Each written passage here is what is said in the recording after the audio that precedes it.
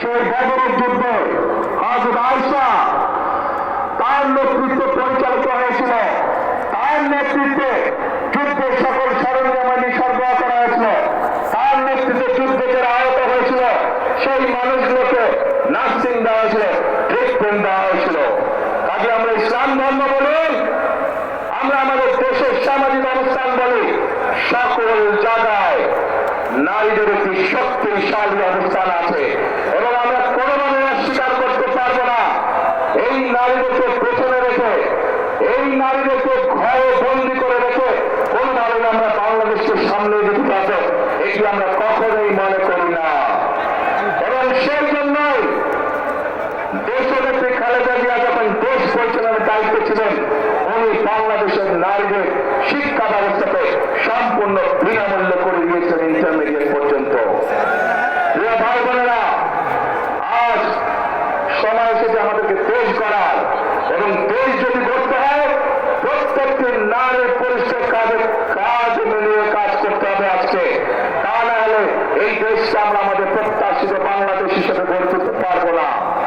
প্রিয় ভাই বোনেরা, সেজন্যই আমরা এই নারীদেরকে, বিশেষ করে গ্রামের খেটে খাওয়া নারী যারা, শহরের খেটে খাওয়া নারী যারা, কর্মজীবী নারী যারা সহ সকল গৃহিণীর কাছে, সকল পরিবারের মাদের কাছে আমরা ফ্যামিলি কার্ড পৌঁছে দিতে চাই, যার মাধ্যমে আমরা এই নারীদেরকে ধীরে ধীরে অর্থনৈতিকভাবে স্বাবলম্বী করে গড়ে তুলতে পারি, যেন তারা পুরুষের পাশাপাশি পরিবারে, সমাজে, দেশে অর্থনৈতিকভাবে শক্তিশালী ভূমিকা রাখতে পারে।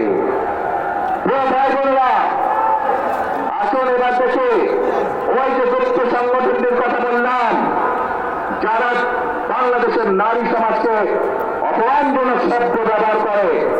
আরেকটি ঘটনা বলে তাদের আরেক নেতা, যার বাড়ি কিনা কুমিল্লা জেলায়, সেই নেতা কিছুদিন আগে তাদের এক দলীয় সমাবেশে বলেছে তাদের কর্মীদেরকে যে 12 তারিখ পর্যন্ত আপনারা জনগণের পা ধরবেন, তাতে বাকি পরবর্তী 5 বছর জনগণ আপনাদের পা ধরবে। প্রিয় ভাই বোনেরা, চিন্তা করুন, এইরকম কথা কে বলতে পারে যে 12 তারিখ পর্যন্ত তাদের নেতা কর্মীরা জনগণের পা ধরবে, তাহলে 12 তারিখের পর থেকে জনগণ তাদের পিছু পিছু করবে, জনগণ তাদের পা ধরবে। এই কথা থেকে প্রমাণিত হয় কি তাদের মেন্টালিটি, কোন পর্যায়ের মানুষ হলে তারা জনগণকে নিয়ে তুচ্ছ তাচ্ছিল্য কথা তারা বলতে পারে।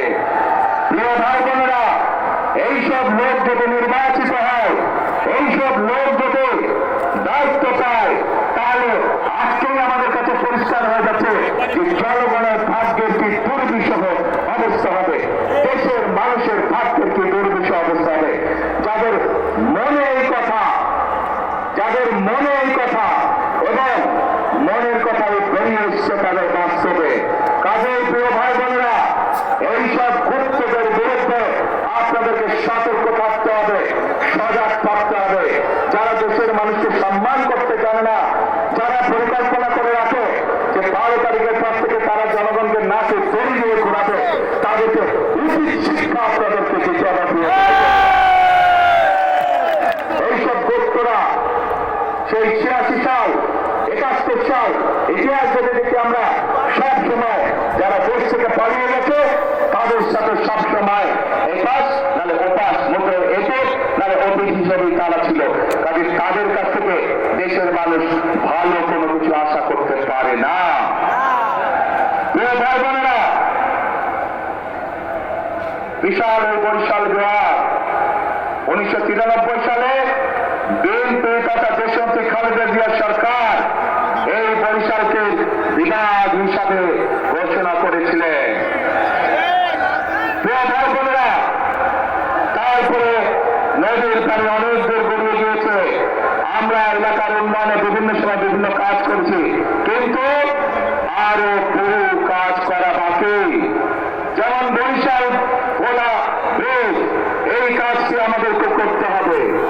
এখানকার শের বাংলা মেডিকেল কলেজ, সেটিকে এলাকার মানুষের চিকিৎসার জন্য উন্নত করতে হবে।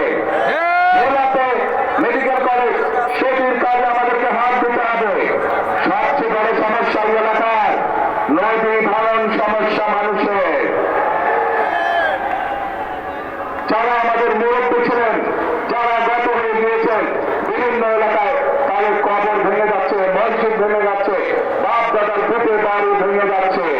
প্রিয় ভাই বোনেরা, ওই বিশাল এলাকাতে আমাদের বেড়িবাঁধ দিতে হবে। বেড়িবাঁধ দিয়ে নদী ভাঙন আমাদেরকে ঠেকাতে হবে যে কোনো মূল্যে। কাজে অনেক কাজ বাকি আছে আমাদের। এই কাজগুলো যদি করতে হয় প্রিয় ভাই বোনেরা, তাহলে অবশ্যই আপনাদেরকে সঠিকভাবে সিদ্ধান্ত নিতে হবে। যে অতীতে আপনারা দেখেছেন বিএনপি সকল সময় চেষ্টা করেছে আপনাদের পাশে দাঁড়াতে। এই এলাকায় 1978 সালে দিল্লি বিদ্যুতের লাইন শহীদ রাষ্ট্রপতি জিয়া রহমান চালু করেছিলেন।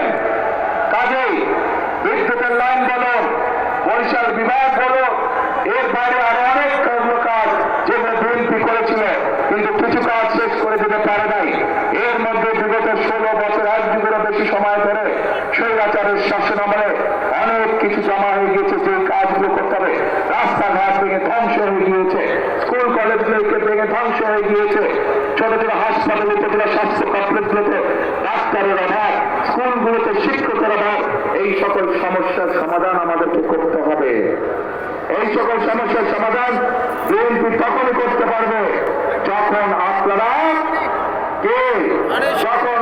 ধানের শীর্ষে ইনশাল্লাহ নির্বাচিত করবেন।